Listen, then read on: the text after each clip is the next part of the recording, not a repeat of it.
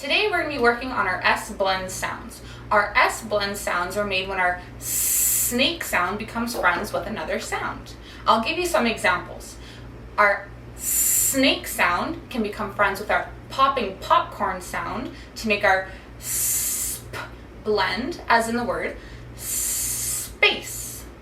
Another sound that our snake sound can become friends with is our tapping T, to make our blend, as in the word stop.